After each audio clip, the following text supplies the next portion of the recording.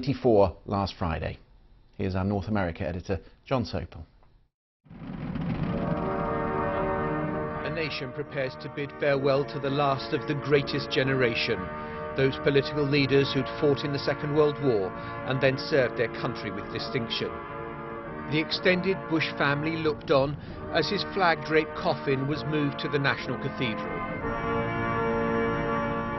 Among the mourners, Prince Charles representing the Queen, and Sir John Major, Prime Minister during the First Gulf War and close friend of George H.W. Bush. The German Chancellor Angela Merkel had come, ever grateful for the role that President Bush had played in the reunification of her country. And in the front pew, all the living former US presidents were there. And of course the serving president, Donald Trump too, who until George H.W. Bush's death had been so disdainful of the Bush family. But on this day of national mourning, it was also a rare day of national unity for a divided country. Unity there may have been, warmth there wasn't, the body language as chilly as the December day outside. The eulogy was delivered by his son, the former President George W. Bush. It was pitch perfect, mixing humour and pathos. I said, "Dad, I love you and you've been a wonderful father." And the last words he would ever say on earth were, "I love you too."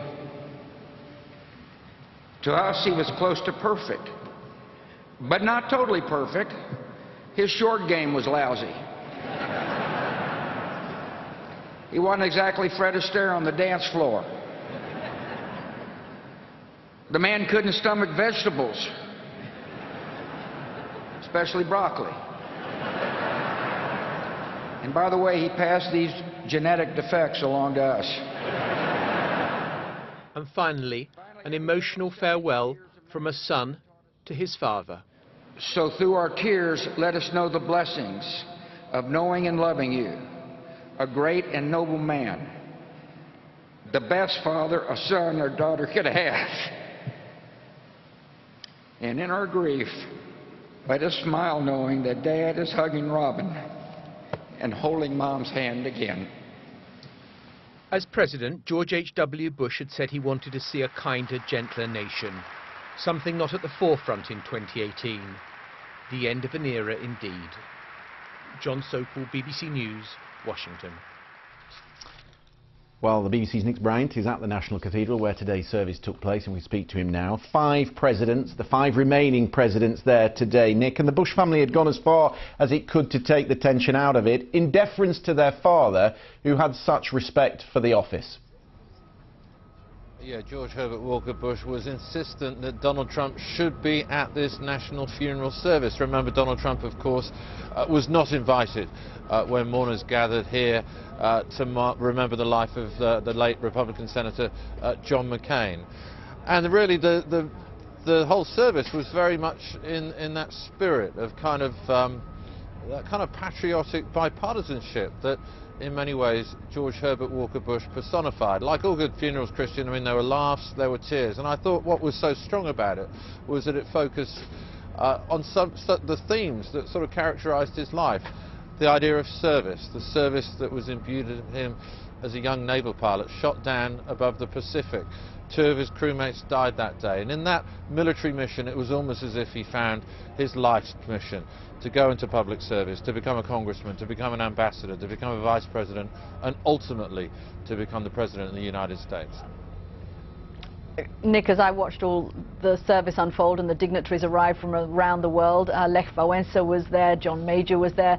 It felt at moments like we were watching a history book play out in real life for us. Oh, it was like history being made real, wasn't it? Right in front of our eyes. It was quite extraordinary. And I think the fact that so many people came from so far testified to his unrivaled, really, status as a global statesman. It was by no means inevitable, Cathy, as you know, that the Cold War would end peacefully. But one of the key reasons why it did was the diplomatic management of George Herbert Walker Bush. A lot of the US media wondered why he didn't rush to Berlin when the wall came down, why he didn't crow, why he didn't celebrate. And the reason why was because he knew that would create huge problems for Mikhail Gorbachev amongst hardliners in the Kremlin that were trying to oust him. You think of the First Gulf War.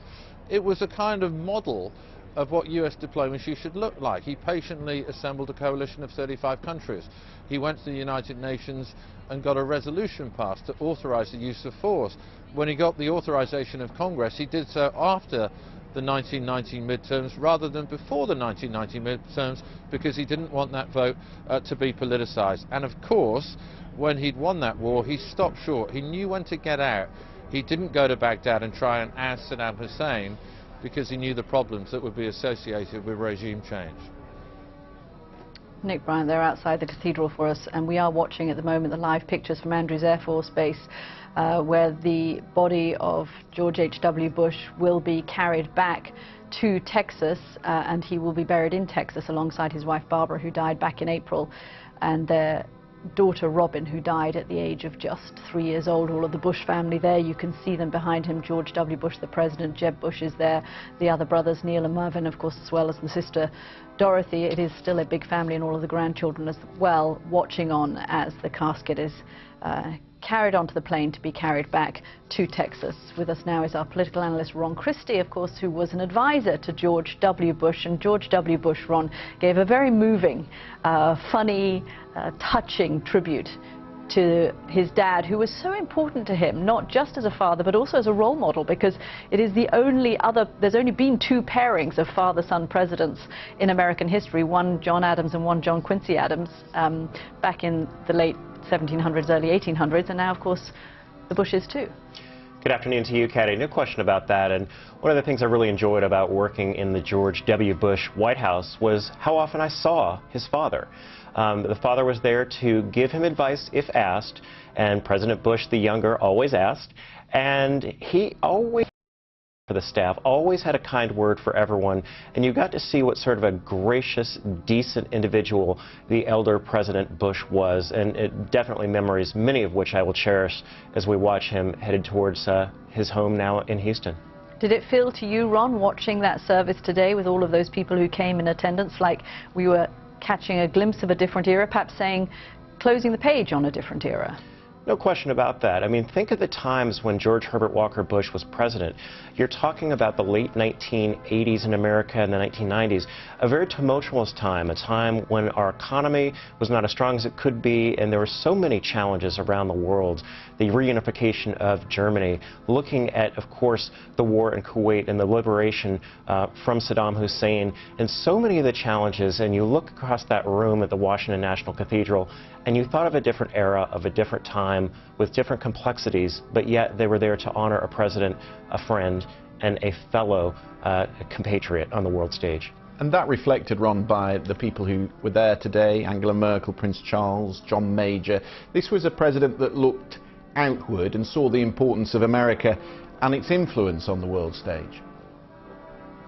Good evening to you, Christian. No question about that, and I would underscore this by saying that President H.W. Bush recognized that the office of the presidency was bigger than him, and he was just but one occupant of it, and he had fought it for him.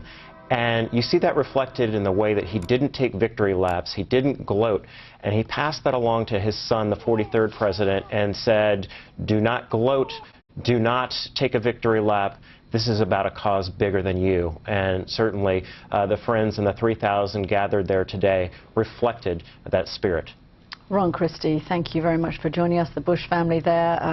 The body of George H.W. Bush will be loaded onto Air Force One. It goes under a designation, but then will be flown back on board that plane to Texas. Christian, you know, it struck me watching the funeral today that history will be kind on the 41st President of the United States. I think immediately after he left office, there was a time where people thought he didn't get it. He didn't understand the economy. He was seen as something of a weak leader. He only served one term. The American public voters did not reward him with a second term, and often here that is seen as something of a failure. But actually, when you look back at all that he achieved, certainly globally, he really will be seen, I think, by history as somebody who helped navigate the world, helped navigate the West through a very critical period in history. And just to mention on the 5 presidents who were there today, John said it didn't seem particularly warm. This was a man, of course, who had great affection for his Bill Clinton. And it's strange, isn't it, because all these presidents will know the demands that are put on each other and were put on each other 24/7 within the Oval Office. It is strange that now that doesn't seem to bring them closer together, that Donald Trump doesn't want really to shake the hand of Bill Clinton or indeed Hillary that's standing next to him. Well, to be fair, when George H.W. Bush left office immediately after having lost to Bill Clinton back in 1992, I suspect relations were not particularly warm and friendly back then either. It was really the tsunami in Asia in 2004 when the man who is now walking onto Air Force One, George W. Bush, said to his father and said to Bill Clinton, can you go out together and do something to raise awareness and help for the people who had suffered during the tsunami? And it was on that trip, as they flew out together to Asia on their joint mission, that the two bonded and became genuinely very good friends. But you're right, the body language was not particularly warm and friendly today, and there doesn't seem to be much love lost between former presidents and the current president. But this is an indication, look, 10 years later, it took them 10 years, things can change. And now we say goodbye to George H.W. Bush and his family as they fly off to Texas, where he will be buried. Let's move on to British politics. The British Prime Minister was warned by the Attorney General that an arrangement designed to prevent a hard border between Northern Ireland and the Republic could last indefinitely, and the UK would be unable to lawfully exit that arrangement without the agreement of the European Union. The government has been forced to publish in full the legal advice that was given to Number 10 ahead of that critical vote on Mrs May's deal next week. During Prime Minister's questions today, Mrs May responded to those accusations that her ministers had concealed key information in the legal advice. Prime Minister. He's absolutely wrong about that. We have not concealed the facts on the Brexit deal from members of this House. What he will see is that the legal position that was set out on Monday in the 34-page document, together with the statement made and the answers to questions given by the Attorney General on Monday, very clearly set out the legal position. Well, at the last count, 100 Conservative MPs have declared publicly they will vote against Theresa May's deal next week. The Prime Minister said this afternoon she was in listening mode. But what does that mean? Can she sweeten the Northern Ireland pill? It's a question I put to the Business Minister, Richard Harrington, just before we came on air. There's a lot of ignorance around about what the backstop is, and it's become almost like a myth as to the fact that we're going to be locked in this terrible, as people see it, backstop forever, unable to fight our way out, etc. So I know the Prime Minister will be explaining about the three possibilities for exiting that there are, and both of them involve will on both sides. She sort of implied in Parliament today that she was taking soundings from people and there was going to be some movement on the backstop. Of course, the EU is saying there won't. Well, I can't say whether they will or whether they won't, but the Prime Minister's view as laid out is that this is the deal that she's negotiated and this is the deal that we'll be voting on next Tuesday. There's a lot of conjecture about what the EU will say, and certainly as far as my understanding is, there is no possibility of them changing their policy on this. But could there be an amendment? This has been negotiated very heavily. Sorry to interrupt. Sorry to interrupt you, but could there be an amendment put into Parliament by the Prime Minister or the front bench which might help those who are opposed to the backstop come around and vote for it next Tuesday? Yes, I mean it's hypothetical, but the Prime Minister is very capable and it's quite possible. And what might that be? To do that. I have absolutely no idea. Right. Because there has been talk, as you will know, of a parliamentary lock. So only Parliament could trigger a backstop, but that seems to defeat the object. It doesn't become the ultimate insurance policy if it's Parliament that decides whether there would be a backstop. Well, remember, the Parliament, UK Parliament is sovereign, and no future Parliament can bind any Parliament before that. So theoretically, Parliament can enact what it wants in the future. Is that a lock? Could that be called a lock? I'm not sure, but can Parliament change the law of the land? Of course it can. But you have a problem here now, because the implications of yesterday's contempt vote and the way that the DUP, the Unionists in Northern Ireland, voted on it suggests that your confidence and supply arrangement is dead with this Prime Minister and with this deal. You are officially a minority government. Well, our confidence and supply agreements come and go. I don't know, for them to support the government means that it has to be part of a formal confidence and supply agreement. I mean, I know, well, they say it's not them that's ripped this up, it's the Prime Minister. Well, that's for them to say, but I've dealt with the DUP on a number of issues in my portfolio. For example, helping to save the jobs at Bombardier in Belfast. and I've found them to be very reasonable people. I accept the fact that to them, this backstop and the related issues associated with it are very important because of this belief that it treats Great Britain different from Northern Ireland. And I'm sure the Prime Minister's listened to them as well. But in the end, I do believe they're reasonable people, and I do hope that some compromise with them can be reached. If, without their votes, it would seem very difficult to get it through. So if the deal is struck down next week, is the government's job at that stage to listen to what Parliament dictates? I think it has to be. And I think the Prime Minister, if that vote is lost, and I'm not sure that it will be at all, it's one of these things that's written off now already, but in fact MPs think about things all the time and they listen to their constituents and they really consider the situation in detail, and we have got 5 days of debate. But if the Prime Minister is defeated, I would expect her to stand up next and explain to Parliament what she intends to do about it.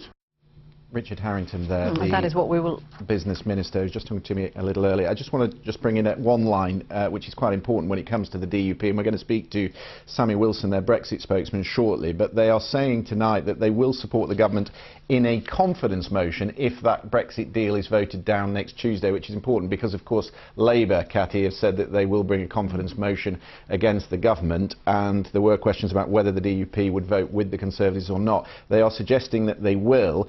Jacob Rees-Mogg, who of course is one of the chief Eurosceptics, said the real danger of losing the DUP is if the withdrawal agreement goes through. That is when they would withdraw their confidence and supply from the government. So they would at that point become a minority government. Yeah, but the DUP also have to make a cold political calculation. At the moment they have a certain amount of leverage in government because of the composition of it. I guess if Theresa May is voted down in that confidence motion, who knows what happens, right? They could lose their leverage as well, potentially. We'll ask Sammy Wilson shortly. Right. Michael Flynn, who briefly served as Donald Trump's national security advisor, is unlikely to face any jail time, despite admitting that he lied to the FBI. In a heavily redacted court document, Special Prosecutor Robert Mueller, who is investigating alleged Russian collusion, said General Flynn had provided substantial details about links between the Trump election team and Russian officials. General Flynn, you'll remember, was sacked by the White House in 2017 when it became clear he'd lied to the Vice President about his Russian ambassador, Sergei Kislyak. Since then, he's been cooperating with the investigation. He's been interviewed 19 times, we're told, by the Mueller team. Ron Christie is still with us. Ron, what do you read into the fact that Bob Mueller is asking for Michael Flynn, who's one of the most high-profile people to be caught up in the whole Mueller investigation, not to actually get any prison time? Well, Kat, it doesn't really surprise me. He has spent a lot of time with the special prosecutor detailing, apparently, contacts made between the Trump campaign and a variety of Russian officials. But we should also keep in mind that General Flynn was a three-star general, a man who served his country with honor and distinction up to this point. And as the special counsel looked at this, he thought, you know, perhaps Mr. Flynn, General Flynn, has done enough, and he should be set free. You don't read anything into it in terms of what he may have told the special prosecutor and the import of that, the weight of that. I mean, it suggested to some legal analysts that actually what he'd given the special prosecutor was fairly important, and it's not just this Russia investigation. Apparently he's also given on another criminal investigation, we don't know what that is, and one other unspecified investigation. So 3 investigations in all Michael Flynn has been involved in. You know, Katie, I think the devil is always in the details, and there's something that we don't quite know at this juncture. Quite a lot we don't quite know. Yeah, I have a hard time believing that General Flynn talking about contacts that the campaign had with Russian officials is not going to be the smoking gun. But as you noted, there are other criminal matters that the special counsel is looking at, and was that cooperation by Flynn pivotal in the case that Mueller undoubtedly is trying to build? Okay, and we don't know, and a lot of that was blacked out, so we don't know even more. Ron Christie, thanks very much for joining us. The DUP, the Unionists in Northern Ireland, who Mrs May depends on for her majorities, say that the legal advice Christian was referring to earlier on the Brexit deal is devastating. In the event of the so-called backstop being triggered, the Attorney General said Northern Ireland would remain in the customs union, i.e. the current customs union agreement. But Great Britain would join a customs union with a single customs territory between the EU and the United Kingdom. But goods passing between Northern Ireland and the UK would be, quotes, subject to a declaration process. In other words, Great Britain to Northern Ireland would become a third country. Let's put that then to Sammy Wilson, the DUP's Brexit spokesman. What do you make of paragraph 7 in the legal advice, Sammy Wilson? Well, I mean, it's not just paragraph 7, but the legal advice confirms everything that we had been saying and that the Prime Minister and the Secretary of State for Northern Ireland had been denying. But the Attorney General has now made it quite clear that Northern Ireland, even though we're part of the United Kingdom, would have to treat the rest of the United Kingdom as a third country. That would mean trade barriers between Northern Ireland and the rest of the UK, which would stop the flow of goods in both ways. In fact, I think to use the terminology, would create friction in trade and distort trade, and would also exclude Northern Ireland, which is a major exporting area in the United Kingdom because we've got such a small internal market, would prevent us from taking part in any trade deals which the United Kingdom would make with other parts of the world when we leave the EU. And, you know, I don't think that any MPs from any other part of the United Kingdom would tolerate such a status for their constituencies. And I'm sure you can understand why we have objected very strongly and have made it quite clear to the government if they persist down this road, we will not be conniving with them in the destruction of our country and the destruction of our economy. Let me put to you a quote that we've just had from Jacob Rees-Mogg, who says the DUP will support the government in a confidence motion if the deal is voted down on Tuesday, but the risk of losing their support and having an election goes up if the withdrawal agreement goes through. Is that officially your position?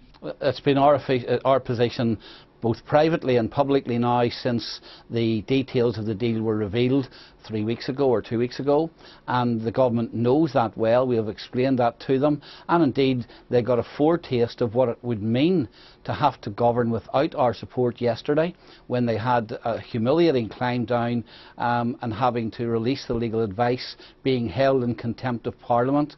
And you know, I think that the message has got over to the government.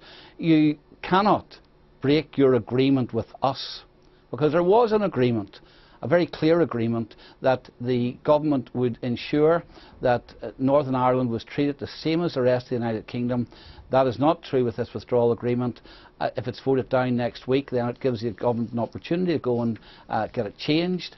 If they continue to work on the basis of this agreement, then they'll not have our support. Sammy Wilson, thank you for putting your position. Good to have you with us. Thank you. Cathy, is your agent working double time? I mean, there's no professional jealousy here, but I'm starting to wonder why it's you that's getting all the kudos in America and I'm not. Because first of all, on Monday, we talked about you appearing on Saturday Night Live. No sign of the British sidekick there. And then last night, this is on Jeopardy. Yeah. This is a clue. You now represent a clue. UK Born Caddy K presents its... Is that BBC, World News America? Yeah. Can I just... so look, Christian, here's the thing. Yeah. I had to go through the humiliation of losing on Jeopardy in order to become a clue on Jeopardy. I suspect you wouldn't particularly want to do that. It wasn't good. It was not great. And they had Claire Foy on Saturday Night Live, and I just don't see her playing you somehow. I mean, you know, possibly. I thought we were a team, Cathy Kay. I thought, you know, I thought it was Caddy and Chrissy, you know, like, you know Batman and Robin, you know what teams do. Shaggy and Scooby, Pinky and Perky. But there is no I. And you know there's no I in team.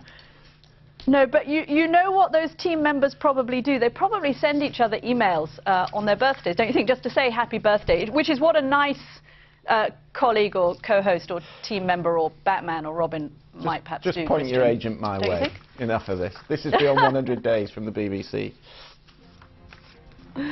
And coming up for viewers on the BBC News Channel and BBC World News, following those touching tributes to former US President George H.W. Bush, we will be looking back at his time in office. And, I like this, the 9-year-old boy who got his town in Colorado to repeal its ban on snowball fights. I should think so.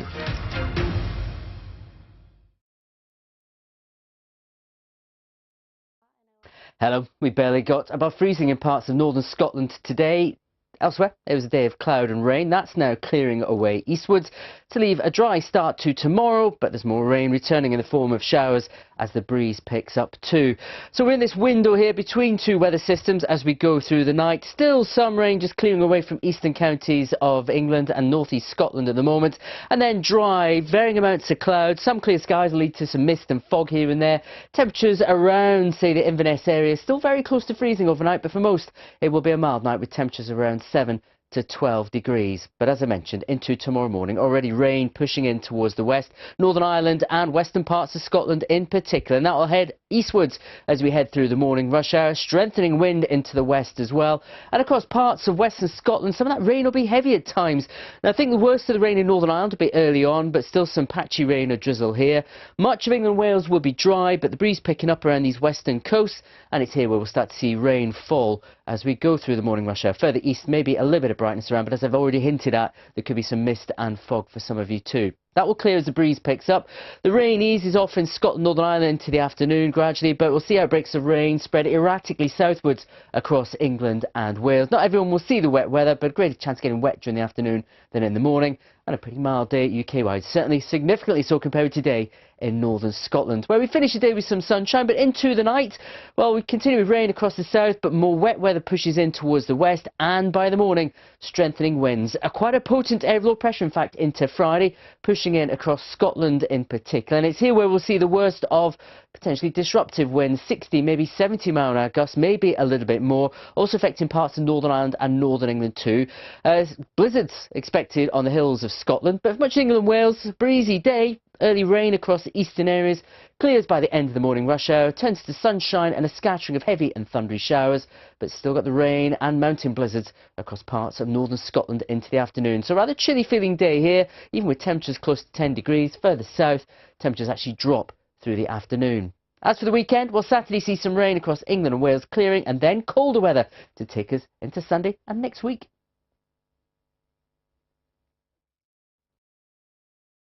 Follow the story, whatever you're doing, wherever you are.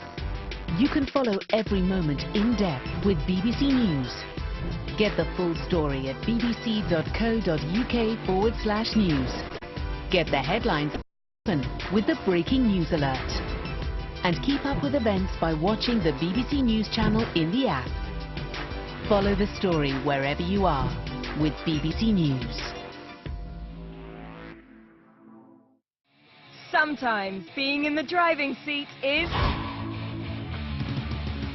She stayed in school. She's a... This isn't just playing sports. This is... the simple act of standing, and you're a... You don't need superpowers to change the world. 100 Women. A season of inspiring and challenging stories across the BBC. This is weird, isn't it? No, still weird. But if there's a report about where I live or what I do... It usually sounds like this. Or it might be this. Or maybe even this. Or sometimes this. The BBC Young Reporter competition wants to change that. If you're aged between 11 and 18 and have a story you think needs telling, the BBC can help you tell it. Find your voice and enter now at bbc.co.uk/Young Reporter competition.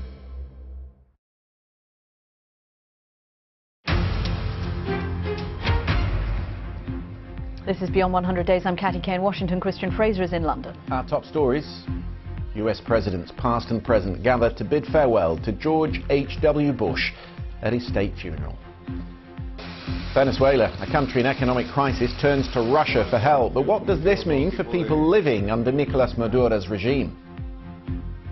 And coming up in the next half hour, a woman in Brazil gives birth to a healthy baby girl following a womb transplant from a dead donor. Doctors say it's a world first. And the Bollywood celebrity wedding that's causing quite a stir because of the bride's enormous veil.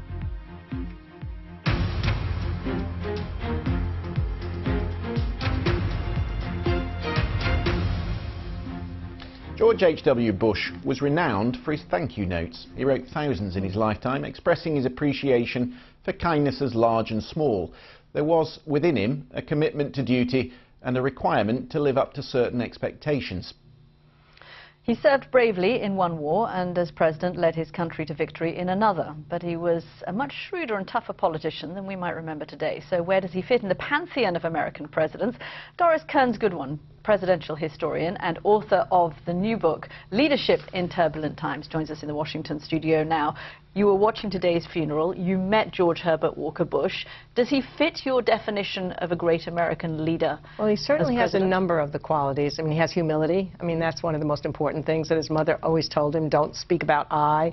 There's one moment when he's coming home from a soccer game and he scored 3 goals, and he tells her excitedly, and she said, how did the team do? So, and I think he had empathy for people. Everybody who knew him said how kind he was toward that person. He had resilience. He came back from nearly dying in World War II and also from several losses. The one problem that was not really bridged was his communication skills with the American people. I mean, he was so good when he talked individually to people, but he built a coalition that really worked. The other leaders in the world knew him. So I think he fits pretty well. My argument would be, however, even if we don't judge him as a presidential historian, his lifetime, the verdict of history has already been reached. The fact that he had so many different public service jobs at a time when public service is not looked on with honorability, I think it's extraordinary. Congressman, CIA, ambassador to UN, vice president, president. I mean, that's great to have had given your life, a life of privilege, into public service. So that verdict of history is already met, whatever historians say 200 years from now. America is not always kind on one-term presidents. It's seen as a sign of weakness, a failure to have only got one term in office. But I'm looking at all of those world leaders who turned up at that funeral today. Prince Charles, Angela Merkel, King Abdullah of Jordan, Lech Wałęsa was there from Poland. And he had a huge impact around the world. There, his leadership really was shown and valued. Without a question. I mean, you think about the challenge he faced when he first came in. The Soviet Union is falling apart. The Berlin Wall is going to fail and fall. And as a result, he understands that he cannot boast about America's role in that, which is what people wanted him to do. Say, yes, look at what's happened. He understood the hardliners might be going up against what's going on with Gorbachev. So that humility put him in great stead. And then building that coalition for the Gulf War, 26 other countries. He could call up Margaret Thatcher in the middle of the night. You know, that personal relationship that we're so missing right now. Yeah, that line in that conversation, Doris, apparently from Margaret Thatcher was, this is no time to go wobbly, George. You say in your book that leadership or leaders tend to evolve in times of crisis. Did his leadership evolve at that moment in time? That's a really good question, because I think what history seems to suggest is that temperaments are suited for certain challenges that come in the time. The question is, does the man make the times or the times make the man? He came into leadership at a time when his skill in foreign policy, his diplomatic experience, just his whole humility and his way of life was perfectly suited for that moment. It may have been less suited for having visionary understanding of the domestic politics, for getting ahead of the recession that was coming at the end, which is partly why he lost that election, but perfectly suited for the foreign policy. And the interesting thing is, like Lyndon Johnson was perfectly suited for civil rights and domestic politics, and less so for foreign policy. So FDR is one of those leaders who could obviously bridge both of those different kinds of challenges. Doris, we've been looking back at the past, but let's think of today. Which of your great American presidents would be best suited to today? I think I'd love to bring them all back. Who would you like to bring back? I could bring back Lincoln and Teddy and even LBJ, and he could teach him bipartisanship. But I think Teddy Roosevelt would be the most suited, mainly because it's a world of tweets and Twitter, and he had all those short, pithy statements, speak softly and carry a big stick. If, you know, hit him, don't hit him until you have to hit him, and then hit him hard as you can. He even gave Maxwell House the slogan, good to the very last drop. And he was a fighter, and he would never accept anybody saying something about him that he couldn't go back at. He understood the perils of the industrial age and the importance of softening it. He understood I think today he would understand the gap in our country. He said the way democracy will fail is if people in different regions and different relations and different religions begin to think of themselves as the other rather than as common American citizens. And that gap we saw between the rural and the city areas, the gap that created the goal for President Trump to win his election, similar to the one in England, I think, in some ways, a fear of cities, a fear of diversity, fear of the future. he would understand that because he faced that at the turn of the 20th century. And he also had a self-deprecating sense of humor, and he was a colorful character, so he could command the center of attention. They said about him that he wanted to be the baby at the baptism and the bride at the wedding and the corpse at the funeral. So he could absolutely vie with President Trump for getting the center of attention, but for a purpose. Okay, Doris Kearns Goodwin, book is Leadership in Turbulent Times. Doris, thank you so much for coming in to join us. It was remarkable sitting there watching the funeral today. One of the things that is extraordinary is to see those 5 men who know what it is like to carry the weight of office, to carry the weight of being President of the United States, whether you're a Democrat or a Republican, whether you're in the office today, whether you serve 2 terms or 1 term like Jimmy Carter as well. They all know. They are the only people who really understand what it means to be President. We said at the outset that it maybe wasn't particularly warm between Donald Trump and some of the other presidents, but there's certainly some warmth between George W. Bush and Michelle Obama. This is a picture of him greeting them, and he's handing her there a mint. And apparently, Cathy, he did this at John McCain's funeral last year. He did the same thing. It's a little thing between them. So obviously, when they've got to sit there and endure as they did today, and it was difficult for him, they suck on a sweet, and she certainly appreciated that. So that was a nice touch. It is sadly an indication of just how much happens in the world and how much news there is, Christian, that you think that funeral was last year, because it was, of course, only just a few months ago here in Washington. No, you're right. A lot has happened since then. Talking of going wobbly, financial markets in the US are closed today because of, as a mark of respect for the late President, George H.W. Bush, and that funeral. It followed, though, a very wobbly day as stock markets fell sharply yesterday here in America. And they were down, I think, almost 700 points at one point because of an economic slowdown. Over these growing concerns about whether Washington and Beijing will be able to settle their trade dispute. Let's cross to New York and speak to our business correspondent, Michelle Fleury. That seemed to be the problem yesterday, that they didn't really understand what the deal that China and Donald Trump had cooked up in Buenos Aires, Michelle. Well, I mean, I think, Christian, if you look at the statements coming out of the White House yesterday and the tweets from the president, you can understand perhaps some of the confusion. You had Donald Trump coming away from the meeting saying that tariffs on US cars sold in China, that would be removed. Then you had the White House economic advisor talking to the press, unable to completely confirm it. You had confusion over when the 90-day truce actually begins. All of these sort of mixed signals. You've got Donald Trump tweeting that he was a tariff man, that if a deal couldn't be reached, then tariffs would come back in. So all of this sent mixed messages. The investors took fright, and now it's really only now that we're hearing from the Chinese leaders and sort of government talking today, saying that they are moving to implement things from this, and they are confident a deal can be reached. Donald Trump tweeted also basically expressing his confidence in the process. So clearly they're trying to get things back on track. The markets are closed today. We'll have to wait till tomorrow to see if they've done a good enough job. Yeah, I counted, I think, 10 tweets about China in the course of the last 2 days. Michelle, and it seems to me that the president today was almost trying to send a signal to the market, don't worry, be calm, we'll sort this out, because yesterday was such a rough day on world markets. I'm just thinking in terms of the next few days, we've got to sort out what this China deal actually means. Markets are going to open tomorrow nervous about that still. They'll need further clarification, I imagine, over the next few days. And then, of course, we get into next week and there's that Brexit vote. The last thing the markets want is more uncertainty, isn't it? Well, I don't think they're going to get their wish, because uncertainty is what we've got. You mentioned Brexit. That certainly seems to be also another factor weighing on investors' minds. If you look at the timing of when the sell-off accelerated there, you could sort of potentially link it to some of the votes in Parliament. There was also another factor playing into all of this, which sort of gets a bit technical for many people, but it involves the bond market, which seemed to be sending signals, worrying signs about the economy here in the US. You take all of this together, and investors are sort of thinking, hang on a second, prospects here at home don't look too great, and if we start looking further afield, internationally, there is also a lot to be worried about. Okay, Michelle Fleury, thank you very much for joining us there from New York. Turbulent times in markets here at the moment. The British academic, let's have a look at other news now, who was jailed for spying in the United Arab Emirates, has said he endured psychological torture during his time in captivity. Matthew Hedges was jailed for life but returned to the UK last week after being pardoned. Speaking to the BBC in his first broadcast interview, he said he was forced to stand all day in ankle cuffs and that he suffered panic attacks and had suicidal thoughts during his detention. Police in Europe and South America have carried out a major operation against the Italian mafia, arresting 84 people and seizing large quantities of drugs and cash.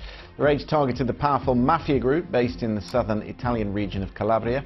Police say the group controls much of Europe's cocaine trade and engages in money laundering, bribery and violence. Turkey has issued arrest warrants for 2 former close aides to the Saudi Crown Prince who have been accused of involvement in the murder of the journalist Jamal Khashoggi. Mr. Khashoggi disappeared after entering the Saudi consulate in Istanbul in October. The aides were sacked following the killing and are being investigated by the Saudi authorities. But Turkish officials say they don't believe formal action will be taken against them. President Trump's lawyer, Rudy Giuliani, has accused Twitter of bias after a small mistake in one of his tweets accidentally ended up linking to a site which said Donald J. Trump is a traitor to our country. An anti-Trump web designer spotted that Mr. Giuliani had left out a space between sentences in this tweet, leading Twitter to automatically create a link to an India-based website with the address g20.init. The developer bought the site and posted the anti-Trump message. That provoked Mr. Giuliani to post this tweet, saying Twitter allowed someone to invade my text with a disgusting anti-president message. The economic crisis in Venezuela continues to worsen. Today, a report said that 4 out of 5 factories are shut down, and those few that are still open are working at a reduced capacity. The country's been hit hard by low oil prices, mismanagement, and the impact of American sanctions. So in the face of all of that, the Venezuelan President Nicolas Maduro has turned to Russia for help. Mr. Maduro met with Vladimir Putin in Moscow today during a state visit aimed at getting financial assistance